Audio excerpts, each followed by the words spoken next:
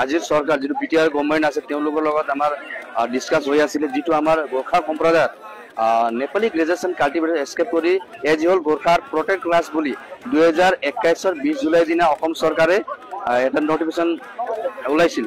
তাৰ আধাৰত আমি বহুত এই চৰকাৰক আমি ডিসকাস কৰিলো আৰু 2 বছৰ প্ৰায় হৈ গ'ল। তেখেতসকলে কেৱল মাত্ৰ আমাক আশ্বাসন দি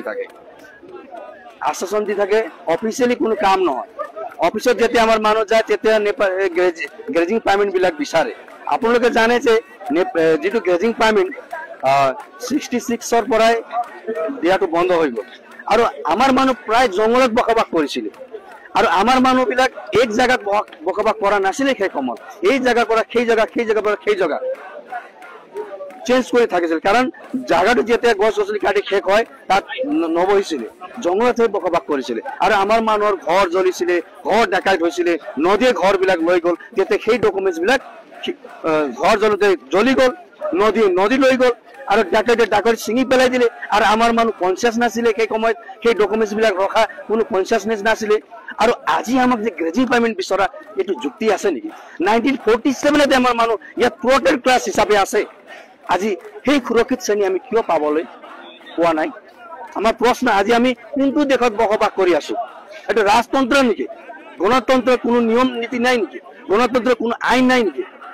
আজি গোৰ্খাসকলে ইয়াত হাজাৰ বছৰ ইয়াত বসবাস কৰি আহিছে।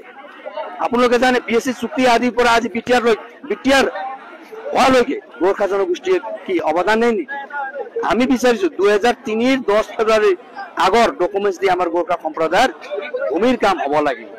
অন্যথা কিন্তু আমি কেতিয়া আমি চুপচাপ থাকিব নোৱাৰো কাৰণ আমাৰ গোৰ্খা সম্প্ৰদায় জাগিছে।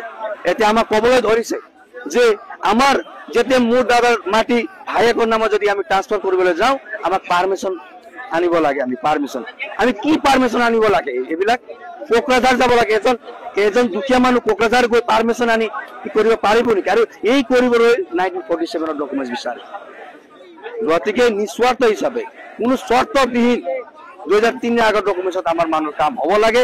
অন্যথা এই গণতান্ত্ৰিক আন্দোলন কিন্তু আৰু ডাঙৰ হৈ যাব আৰু ইয়াৰ পৰা আকৌ আমি আন্দোলন কৰি কাৰ্যসূচী লৈ আছো।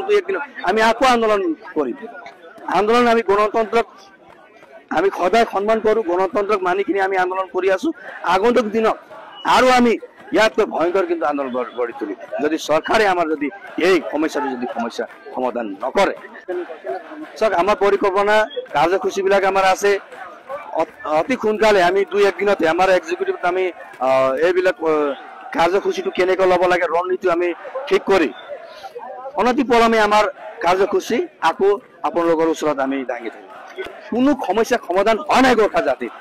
বৈষম্যতি ইয়াত আমাৰ গোৰ্খা সম্প্ৰদায়ৰ কোনো সমস্যা সমাধান হোৱা নাই। এইটো মিছা কথা। এই মিছলীয়া কথা কৈ আজি চৰকাৰে ইহঁতে আগবাঢ়ি আছে আৰু আমি কিন্তু এইটো নামানিম। আৰু এটা কথা আমি অৱগত কৰি আছো যে ৰাজনৈতিক মুনাফাৰ কাৰণে আমাৰ মানুহ কিন্তু যদি ডাইভাৰ্ট কৰিব বিচাৰে কিন্তু সংঘাত হ'ব তেতিয়া। কাৰণ আমাৰ গোৰ্খা জাতি পাব লগা যদি অধিকাৰ নাপাওঁ আৰু ৰাজনৈতিক মুনাফাৰ কাৰণে যদি কোনোবা যদি গাঁৱত গৈ আমাৰ মানুহক যদি ইফাল সিফাল কৰে কিন্তু বেয়া হ'ব পৰিণতি। কাৰণ আমি বিচাৰিছো আমাৰ অধিকাৰ, আমাৰ অহা জেনেৰেশ্যনৰ ইয়াত অধিকাৰ হ'ব লাগিব। অন্যথা কিন্তু আমি কিন্তু চুপচাপ থাকিব নোৱাৰো। আৰু চাওক, নিৰ্বাচনৰ লগত আমাৰ কোনো মতলব নাই। নিৰ্বাচন আহিব যাব কিন্তু আমাৰ অধিকাৰৰ লগত আমাৰ মতলব আছে। আমাৰ অধিকাৰটো দিবনে নাই?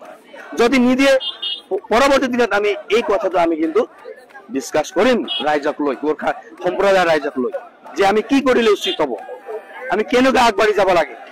কাৰণ মানুহৰ সকলোতকৈ ডাঙৰ অধিকাৰ হৈছে ভূমি অধিকাৰ। আজি চাওকচোন, মোৰ নিজৰ ঘৰত যদি মাটি যদি মোৰ যদি কৰিব নোৱাৰো, মোৰ অধিকাৰ যদি নাথাকে, মই জীয়াই থকা কোনো ইয়াত দৰকাৰ আছে নেকি? মই মৰি যোৱাই ভাল। সেইকাৰণে মই মৰি যাম কিন্তু মোৰ জাতিৰ অধিকাৰটো মই সুনিশ্চিত কৰি যাম। আমি সুনিশ্চিত কৰি যাম আমি গোৰ্খা জাতি বুলি আমি আগবাঢ়ি আহিছো আৰু গণতন্ত্ৰক সন্মান কৰি আমি গণতন্ত্ৰ হিচাপে আমি আন্দোলন গঢ়ি তুলিম।